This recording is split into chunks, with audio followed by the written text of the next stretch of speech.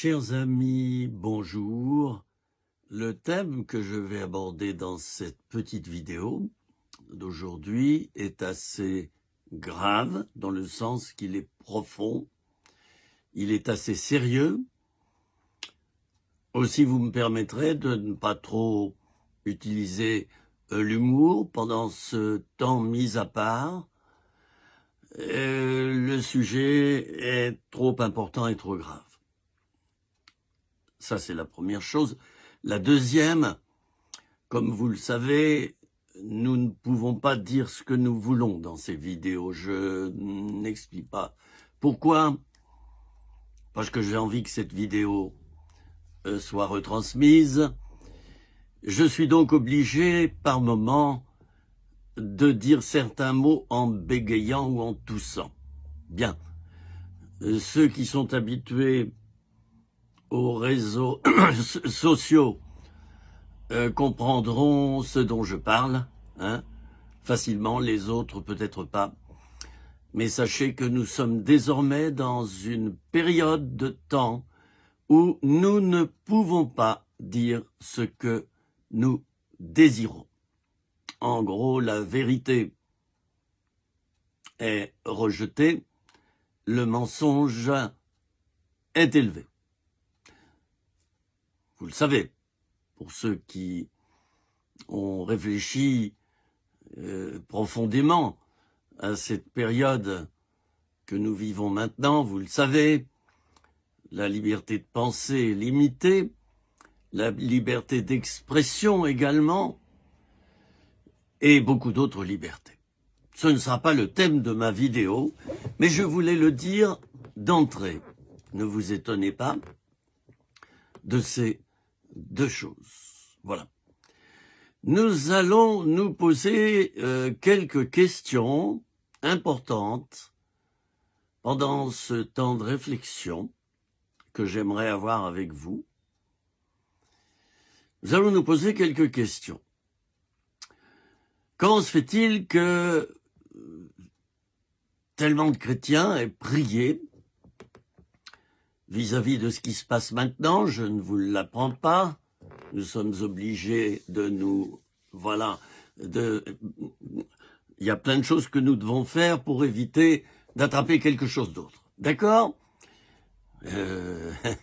Mes mots sont limités, vous comprenez pourquoi. Bien, nous sommes dans cette période où nous ne pouvons pas faire ce que nous voulons. Bien. Ça ne serait pas un problème si ça se limitait simplement à une protection dans le domaine de la santé. Mais il n'y a pas que cela. Certaines choses qu'on nous a dit de faire dépassent complètement ce domaine de la santé. Et nous allons, comme je l'ai dit tout à l'heure, vers une privation certaine de liberté, de fraternité et d'égalité. C'est sûr. Et j'en ai les preuves. Donc, quand je m'exprime, je fais attention à certains mots-clés en sachant que des machines, avant que je publie mes vidéos, des machines analysent chaque mot, chaque attitude, chaque image. Et si ça ne correspond pas au cadre fixé par certains, comme dirait l'autre, je l'ai dans l'œuf. Vous comprenez cette expression? Je préfère dire comme ça parce que d'autres phrases pourraient me causer des ennuis. Vous vous rendez compte, dans cette période d'histoire du monde, on est obligé désormais de surveiller sa bouche, surveiller ce qu'on dit, surveiller plein de choses qu'on publie, surveiller les images qu'on publie. Ce n'est plus l'époque de la libre pensée. Et je le dis avec le sourire, parce que je suis plutôt quelqu'un de tout terrain. J'ai fait un an d'armée, Et puis j'ai vécu pas mal de choses difficiles dans ma vie. J'ai appris à m'adapter. Et d'ailleurs, j'ai écrit un livre sur la vie dans le désert, la traversée du désert, où j'ai examiné le désert sous l'angle spirituel et j'ai fait le parallèle avec le vrai désert, les déserts qu'il y a dans le monde entier. Et l'école de survie à STED aux USA enseigne des volontaires sur ce qu'est la survie dans différents domaines, et notamment la survie dans les déserts. Et elle enseigne ceci: tu ne pourras pas changer le désert. Pour prendre la victoire sur le désert, il faudra t'adapter à lui. Voilà. Je trouve que c'est profondément intelligent et profondément vrai. D'ailleurs, dans la première page de mon livre, il y a cette citation. Cette période que nous vivons maintenant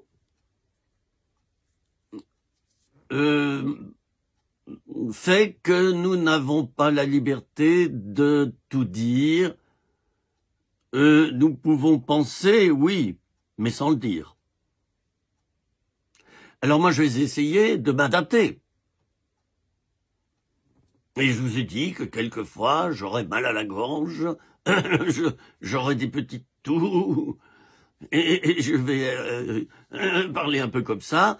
Ça, c'est un phénomène d'adaptation.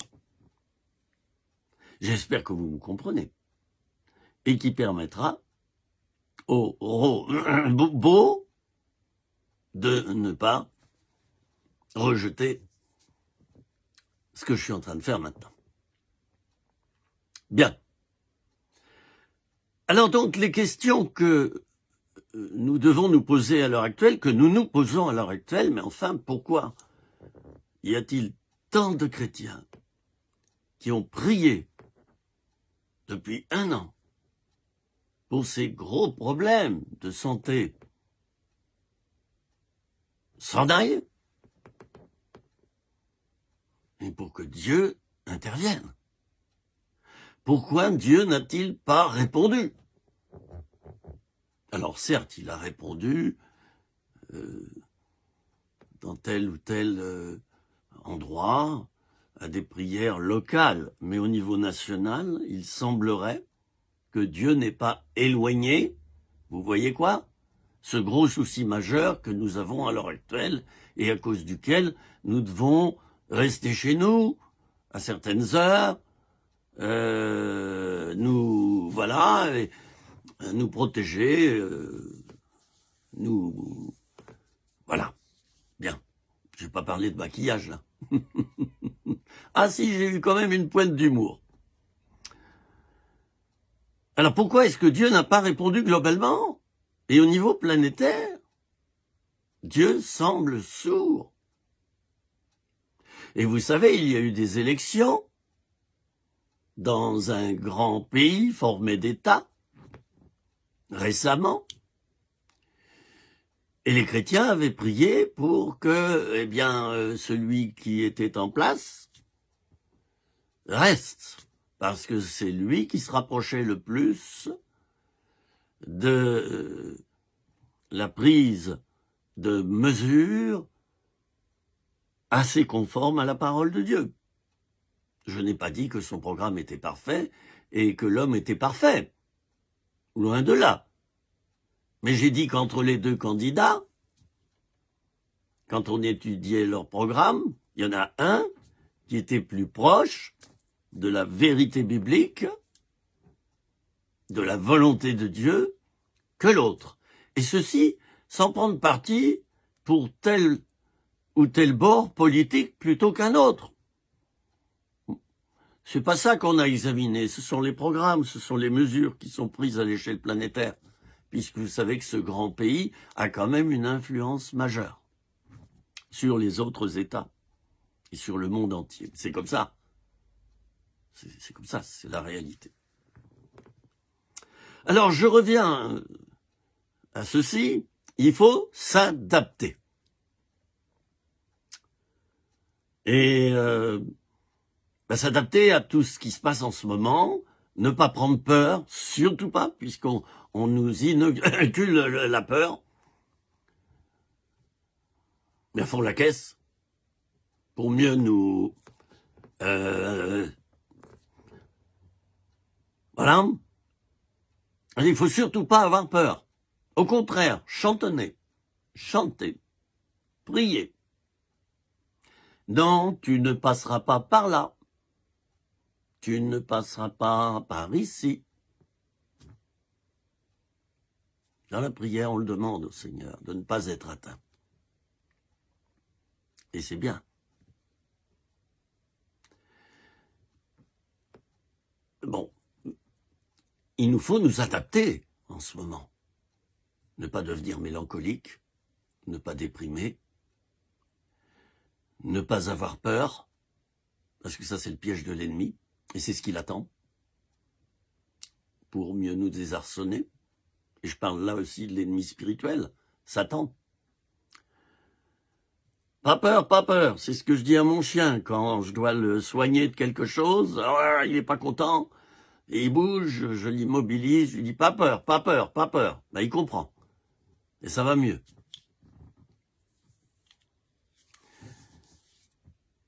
Nous devons arriver à nous adapter à cette période, en gardant notre liberté. Et la liberté, chers amis, elle n'est pas d'abord extérieure, la liberté, elle est intérieure. Chantez des cantiques, chantez des louanges chez vous, chantez dans votre voiture, louez Dieu, passez du temps dans la louange toutes les fois où vous pouvez. Et si vous travaillez seul dans votre bureau et que personne ne vous entend, chantez des louanges au Seigneur tout en travaillant. Vous savez, comme les 7 nains, sifflez en travaillant, ta ta la la la. Vous connaissez la la la la la la la la la la la la. Et les 7 nains, ils sifflaient pendant qu'ils travaillaient.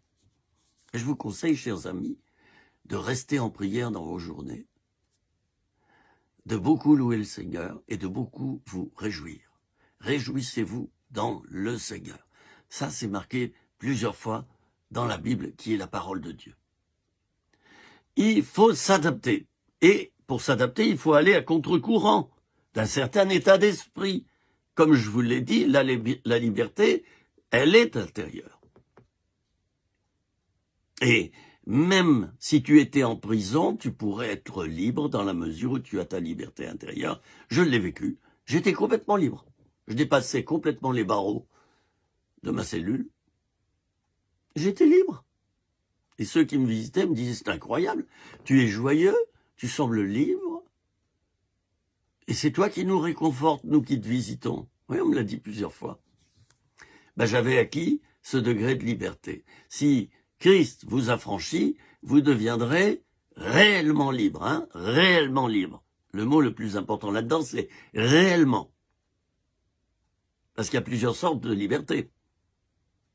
La liberté de faire n'importe quoi, n'importe comment, avec n'importe qui, etc., c'est une liberté qui enchaîne, c'est un piège. En fait, ce n'est pas une vraie liberté. Si Christ nous a franchis, nous deviendrons réellement libres. La vraie liberté. Il n'y en a qu'une, une vraie liberté. C'est la liberté intérieure. C'est la liberté spirituelle qui rejaillit ensuite sur nous. Donc, pendant cette période de temps, nous devons nous adapter et nous tourner davantage vers notre vie intérieure. Parce que, au niveau de la vie extérieure, elle se détruit. Tiens, l'apôtre Paul en avait parlé. Il en avait parlé de ça. Donc, ce phénomène d'adaptation doit nous pousser à prendre des décisions, chers amis.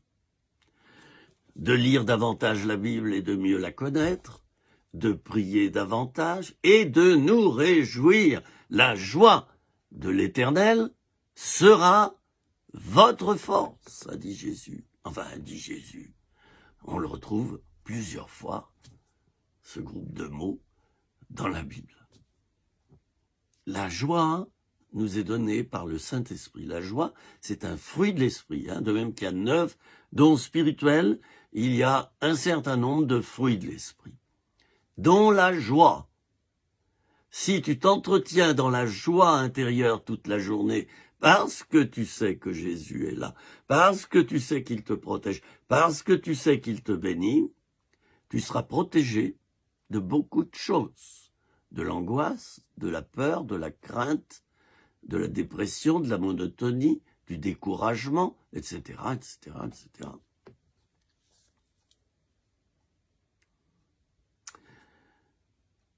Alors, je reviens à l'une des questions que nous nous posons, mais pourquoi Dieu n'a-t-il pas répondu? Il nous semble qu'il n'a pas répondu. Et les fléaux que nous voyons au niveau planétaire à l'heure actuelle, et je ne les désigne pas verbalement à cause du scotch qu'il faudrait qu'on ait. Ben non, je suis désolé. Le scotch, chez moi, il ne sert pas à ça. Il sert à mettre à l'arrière des enveloppes, il sert à relier des documents, à réparer des documents, mais il ne sert pas pour ma bouche. Personne ne me mettra un scotch. Je garderai ma libre expression, mais je m'adapterai. Je m'adapterai. J'aimerais vous lire un ou deux versets qui sont un commencement de réponse à la question que je viens de poser et que vous vous posez également. 2 Chroniques 7, verset 14. Je vais lire d'abord le verset 13. D'accord? 7, 13. 2 Chroniques 7, 13. Quand je fermerai le ciel et qu'il n'y aura pas de pluie, quand j'ordonnerai aux sauterelles de consumer le pays, quand j'enverrai la peste parmi mon peuple, si mon peuple, sur qui est invoqué mon nom, s'humilie, prie et cherche ma face, et s'il se détourne de ses mauvaises voies, je l'exaucerai des cieux, je lui pardonnerai son péché et je guérirai son pays. Chers amis, son pays. Nous sommes en plein dans le vif du sujet, en plein dans le mille.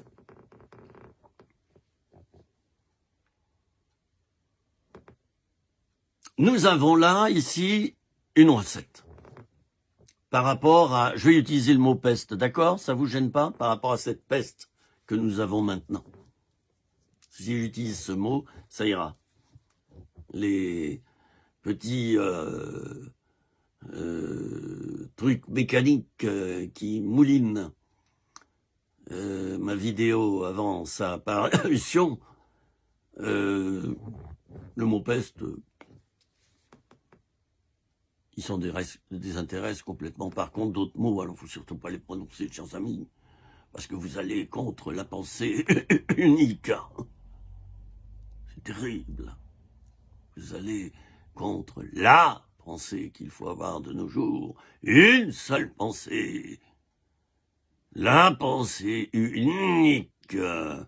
La soumission à une pensée. Il ne faut pas en avoir d'autres, sinon papa. Recette. Si mon peuple sur qui est invoqué mon nom. Donc, à l'heure actuelle, les églises, les chrétiens qui sont dans les églises, les chrétiens qui sont en dehors des églises également, parce qu'il y en a beaucoup de nos jours. Si ce peuple s'humilie, 1, 2, prie, 3, cherche ma face, 4, et s'il se détourne de ses mauvaises voies, donc 4 éléments que nous allons détailler maintenant. Conséquence, je l'exaucerai des cieux, 1, l'exaucement. 2, je lui pardonnerai son péché, le pardon. Et 3, je guérirai son pays. 3 conséquences, je les rappelle. 1, je l'exaucerai. 2, je lui pardonnerai ses péchés. Et 3, je guérirai son pays, sa nation. Et nous pourrions maintenant dire au sujet de cette peste qui nous ravage que Dieu guérira la planète. Alors étudions de près ce texte parce qu'il est central, il a été repris par un de mes amis que je n'ai pas vu depuis très longtemps, qui s'appelle Tom Bloomer, de Jeunesse en Mission. Il est suisse, citoyen suisse, et il a donc donné une prédication, c'était il y a 6 mois, où il a utilisé ces versets. Et il a dit beaucoup de choses. Je viens de poster d'ailleurs sa vidéo sur ma page que vous pouvez retrouver, sur laquelle est publiée cette vidéo d'ailleurs. Et je crois qu'il a tapé en plein dans le mille. Enfin, l'Esprit de Dieu, au travers de lui, accompagné du bon sens de cet homme, parce qu'il n'y a pas que l'Esprit de Dieu, il y a le bon sens spirituel. J'aime en parler, du bon sens spirituel, qui nous évite de faire des erreurs. Eh bien, l'Esprit de Dieu et le bon sens spirituel de cet homme a fait qu'il a donné une prédication qui est vraiment une prédication prophétique. Très, très importante pour nous à l'heure actuelle. Parce qu'elle nous donne des clés pour les prochaines années, chers amis. Et je vous invite à vous procurer cette prédication, à la retrouver sur YouTube. Vous tapez Tom Bloomer. Bloomer, c'est B-L-O-O-M-E-R. Et la période où il a apporté cette prédication, donc, qui parlait de la repentance, le titre c'est la repentance, eh bien la période c'est il y a 6 mois à peu près, je crois que c'était juillet donc l'année dernière. 4 choses que nous avons à faire pour être exaucés par Dieu, et s'il ne nous a pas exaucés jusqu'à maintenant, c'est que malheureusement, nous avons frôlé ces 4 choses à faire, mais nous ne les avons pas faites, nous tous. Certains parmi nous l'ont fait. Ils ont accompli leur devoir, comme de bons citoyens des cieux. Mais malheureusement, une majorité des chrétiens n'est pas rentrée. Dans quoi? Dans la repentance. Car il s'agit bien de cela.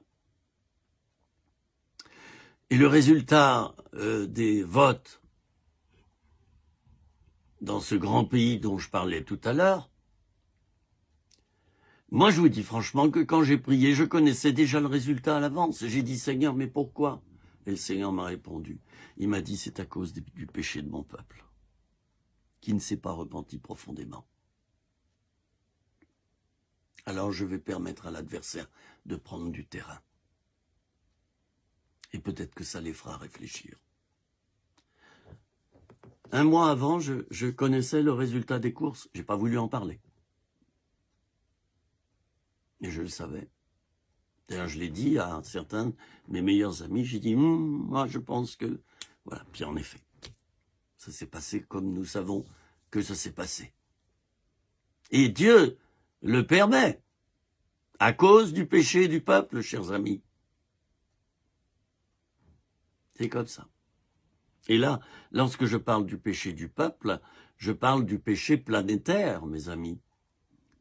Le péché planétaire, pas seulement de la France, ou de la Russie, ou des États-Unis, ou de l'Afrique.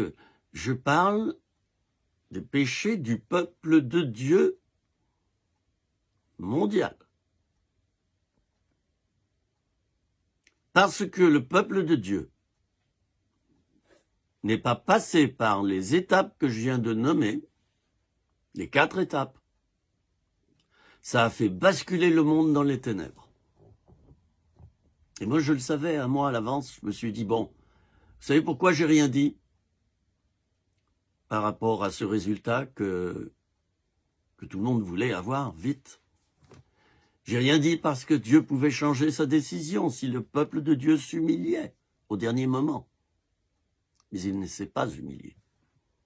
Si le peuple de Dieu s'était humilié profondément, Dieu aurait changé le résultat. Il l'aurait changé, c'est-à-dire qu'il aurait permis que la vérité éclate au grand jour. Or, la vérité, elle a été bâillonnée. Bref, c'est pas de cela que j'étais venu parler dans cette vidéo. 4 étapes. S'humilier. S'humilier. Les chrétiens doivent s'humilier, chaque chrétien. Autrefois d'ailleurs, dans l'Ancien Testament, et les psaumes en parlent, ils se revêtaient d'un sac, un vieux sac, et ils jetaient de la cendre, c'était les Juifs, jetaient de la cendre en l'air, comme signe d'humiliation, et ils se repentaient dans leur cœur, se repentaient, ils s'humiliaient à l'intérieur d'eux-mêmes. C'est comme ça qu'ils faisaient. Alors donc, première étape, s'humilier. Seigneur, nous te demandons pardon. Nous te demandons pardon d'avoir péché contre toi. Nous sommes dans l'humiliation. Nous voulons nous faire tout petits devant toi, nous prosterner devant toi. Nous avons péché. Nous avons péché. Et il doit normalement s'en suivre, la confession des péchés. Chez nous, à la maison, je donne un coup de pied à mon chien parce qu'il veut bousculer la caméra, ce petit. L'humiliation, donc, elle doit se produire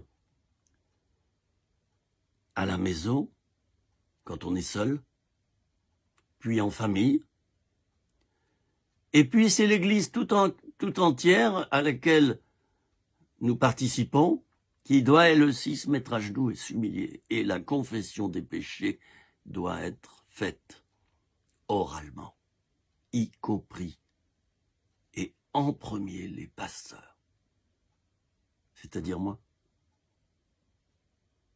Et s'il y a des pasteurs qui m'écoutent, vous, les responsables de groupes de prière, d'églises de maison, d'assemblées. La repentance doit commencer par nous.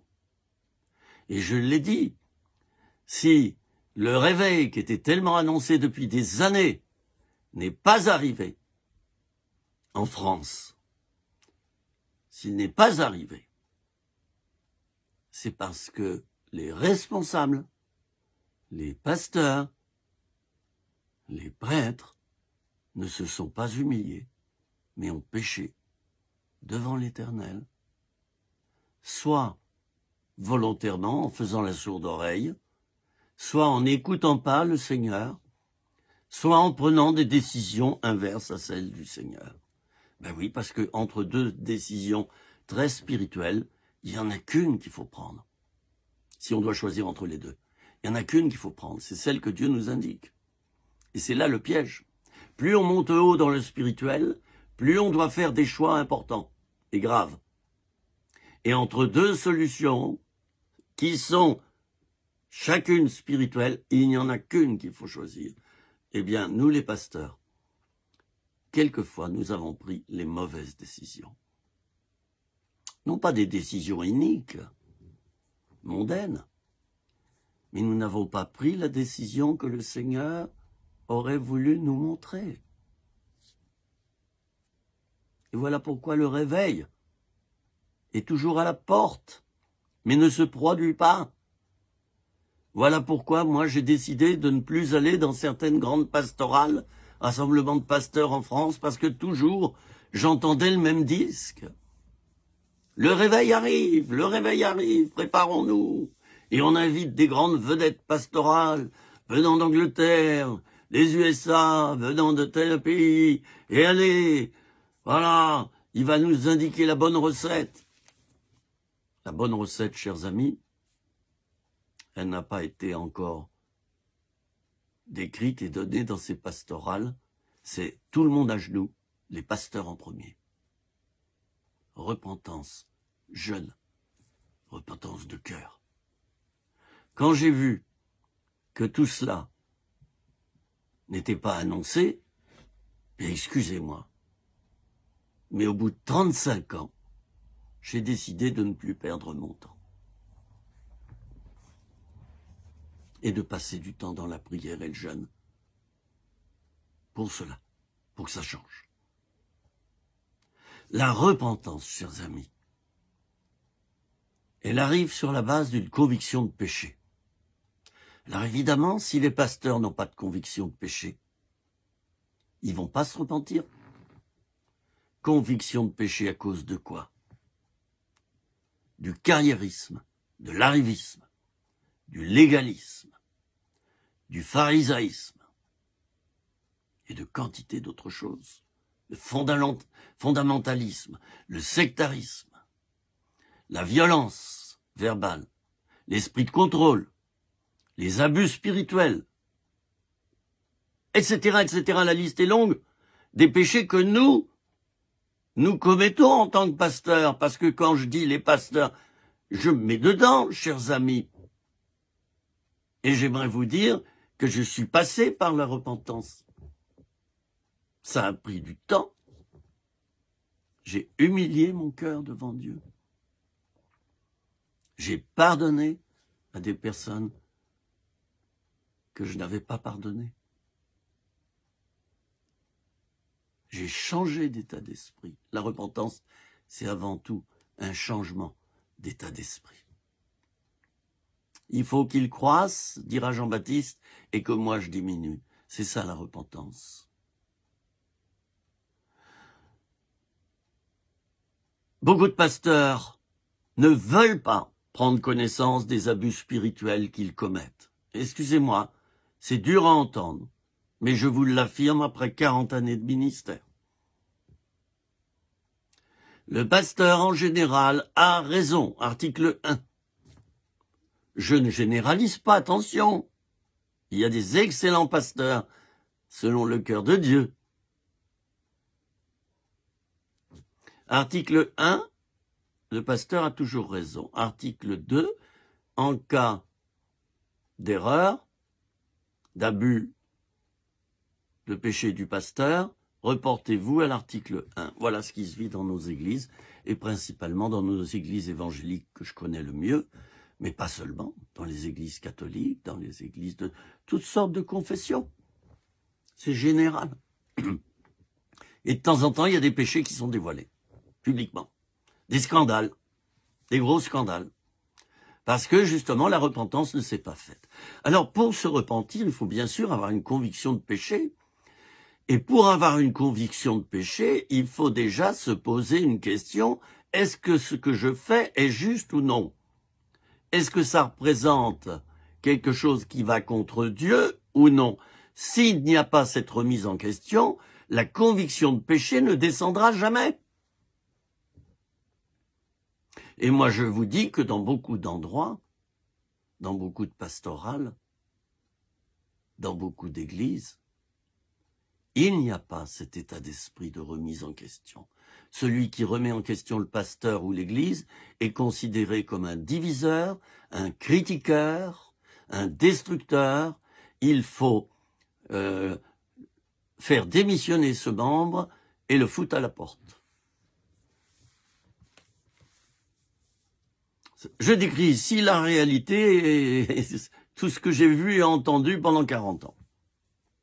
Si tu commences à remettre en question une église, à remettre en question le pasteur ou le conseil des anciens, ouh, mais là tu commets, ouh là là, c'est un délit spirituel, voire un crime spirituel.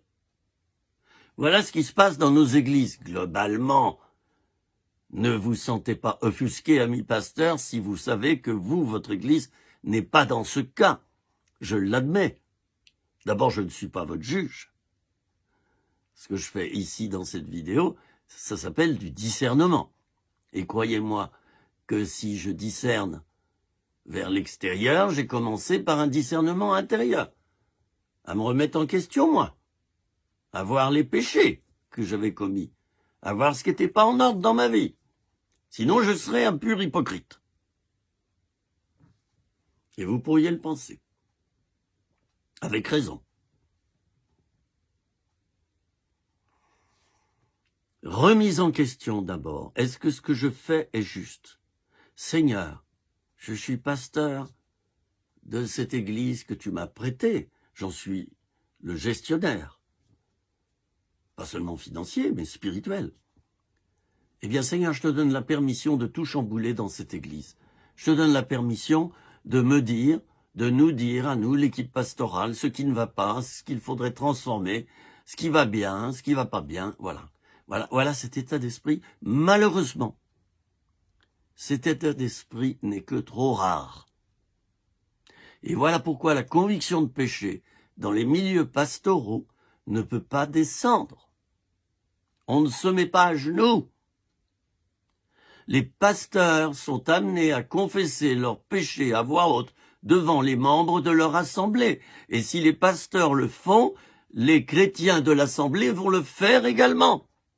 Car être pasteur, c'est être un exemple. Vous allez me dire, mais tu ne l'as pas toujours été. Oui, j'admets, oui, je reconnais. Comme toi, mon ami d'ailleurs. Comme toi. On essaie de faire bien. Et parfois, on fait mal. Alors, cette repentance, elle doit commencer dans le milieu pastoral. Parce que c'est bien beau d'incriminer les membres d'assemblée, les chrétiens des églises. Mais il faudrait peut-être d'abord, n'est-ce pas, avant d'incriminer les membres, eh bien, réunir les pasteurs et les amener à se repentir. Parce que c'est ça qui bloque le réveil, et c'est ça qui bloque la planète entière à l'heure actuelle, c'est que je ne veux pas utiliser le mot leader, il n'est pas dans la Bible, et j'aime pas ce mot. Un pasteur n'est pas un leader, je suis désolé. Leader, ça veut dire chef, commandeur. Non. Le pasteur, c'est un berger qui se place en dessous de ses brebis. Il les pense, il les soigne, il les accompagne. Il les rend autonomes, il les rend matures. Il fait en sorte qu'ils aient moins besoin de lui. Quand les pasteurs, j'inclus les prêtres et tous les responsables des religions chrétiennes, quand nous serons tous à genoux pendant des jours et des jours en train de pleurer sur nos propres péchés, alors cette repentance se propagera dans nos églises. C'est de la pure logique spirituelle. Elle se propagera dans nos églises et elle se propagera vers l'extérieur.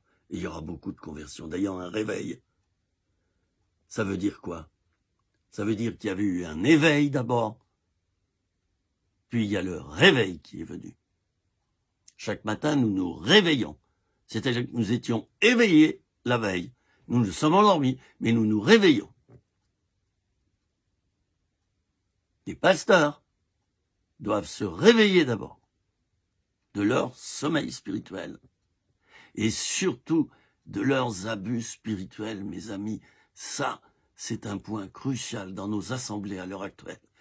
Moi qui ai un ministère de guérison intérieure, vous ne pouvez pas savoir le nombre de gens qui téléphonent pour me demander des entretiens parce qu'ils ont été victimes d'abus spirituels.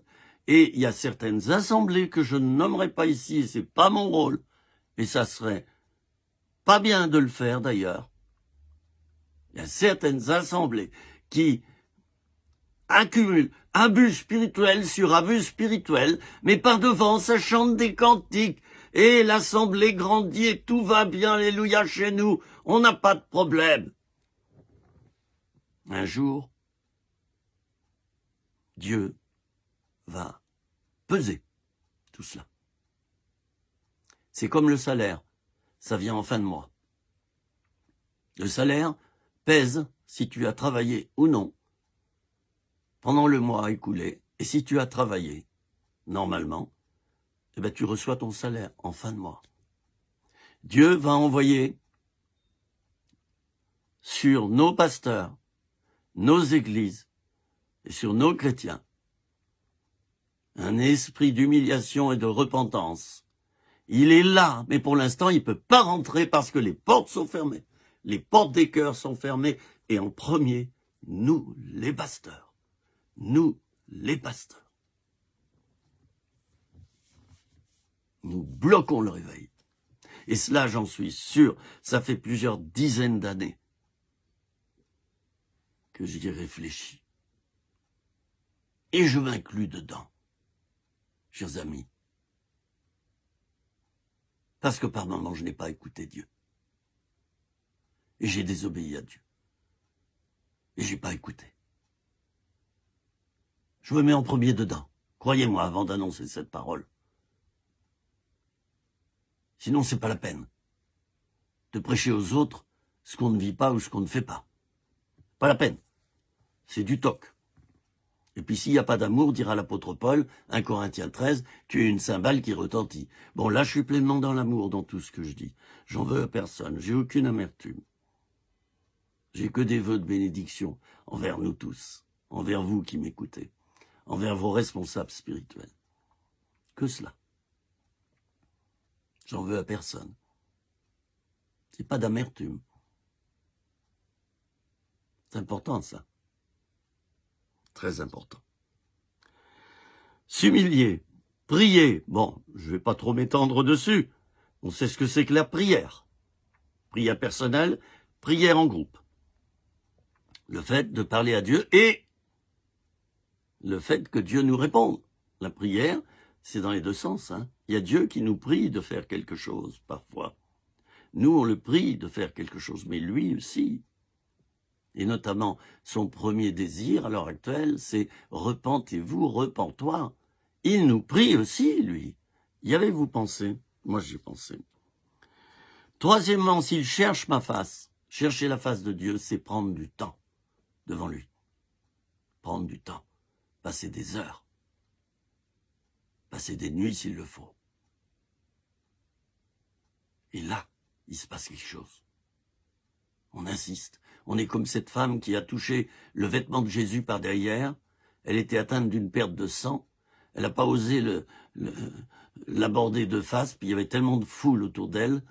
Elle touche le vêtement de Jésus, elle se dit, si je touche le bord de son vêtement, je serai guérie. Elle a été guérie instantanément. Jésus se retourne, alors que des dizaines de personnes le bousculaient, elle touchait son vêtement.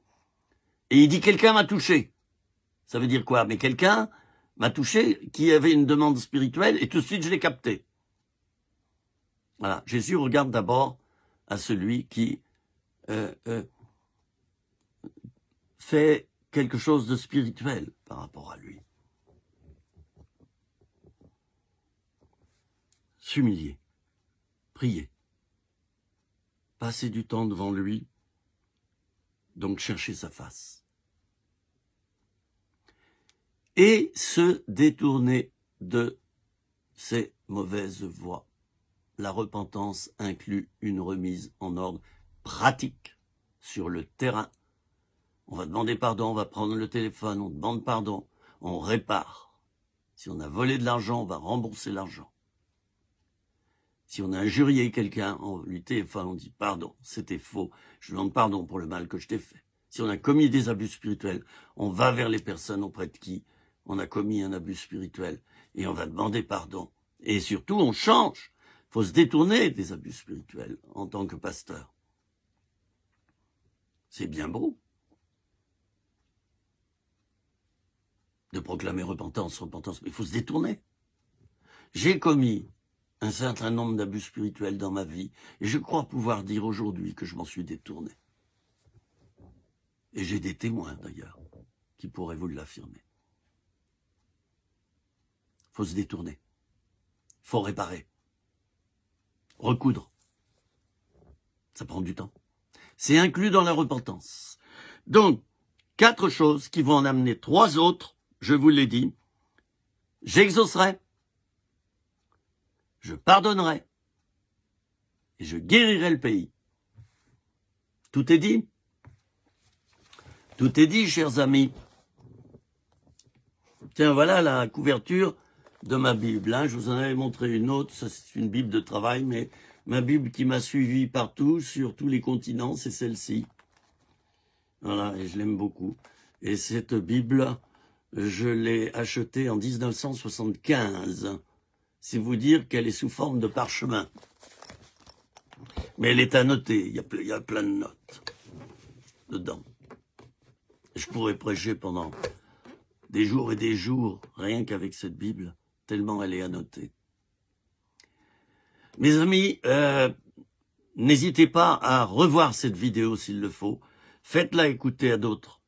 Faites-la écouter à votre pasteur si vous pensez que ça pourrait aider. Faites-la circuler, s'il vous plaît. Pas pour me montrer moi. Oubliez, je suis un simple canal. Mais pour que plusieurs écoutent ce message qu'il y a à l'intérieur. Le contenu de ce que Dieu a voulu dire pendant ce temps de réflexion que nous avons pris ensemble. L'instant est grave, chers amis. Cette peste qui circule, elle ne s'en va pas. Elle se multiplie. Et le pire, c'est qu'en se multipliant, elle revêt plusieurs, je dirais quoi, quel mot je vais utiliser? Je ne vais pas utiliser le mot qu'on utilise d'habitude. Il y a plusieurs formules. Il y avait une formule unique au début, puis hop, ça s'est développé maintenant. Au lieu d'une formule, ben, ça part comme ça. Eh oui. Tant que nous ne serons pas repentis, nous tous, et je le dis dans la douceur et dans l'amour, en m'incluant dans ces paroles, nous ne verrons pas de changement sur la planète. Pire encore, la planète va s'enfoncer. Ça aura été dit. Je rejoins totalement les propos de Tom Bloomer. Repentance, repentance, repentance. Seigneur, je te remercie pour cette vidéo et surtout pour le message qu'elle véhicule. Nous voulons nous prosterner devant toi, nous tous, nous humilier pour nos péchés. Je m'humilie pour mes péchés, Seigneur, pour tout ce qui, dans mes journées, n'est pas toujours juste. Pardon, Seigneur, pour mes péchés. Et Seigneur, je te prie pour qu'un esprit de repentance saisisse beaucoup d'églises de par le monde, beaucoup de chrétiens, beaucoup de personnes. Et selon ces versets que nous venons de lire, si vraiment il y a repentance qui aboutit au fait de se détourner des mauvaises voies, tu exauceras, tu béniras et tu guériras. Merci Seigneur. Nous avons notre part à faire, pardon, nous ne l'avons pas faite. C'est pourquoi tu n'as pas répondu. Amen. Voilà, ce sujet n'était pas facile à traiter, mais Dieu m'a donné la grâce de pouvoir le traiter. Et surtout, une chose est importante, si on le traite, ce sujet, il faut le traiter dans l'humilité, chers amis, sans se croire supérieur aux autres. C'est tout un travail à faire à l'intérieur de soi-même. Je souhaite que vous soyez déjà repentis, chers amis, du moins que vous soyez déjà entrés dans ce mouvement de repentance. Je souhaite qu'on s'y mette des milliers, des millions de chrétiens à genoux, qu'on se mette à genoux, qu'on pleure sur nos péchés et qu'on répare, qu'on se détourne. L'un ne va pas sans l'autre. Je vous dis à très bientôt pour une autre petite vidéo. Voilà. Et faites spécialement tourner cette vidéo, je vous en supplie, parce qu'elle contient un message central pour la survie de notre planète. Je n'hésite pas à le dire. Voilà. À bientôt. Portez-vous bien. Je vous embrasse.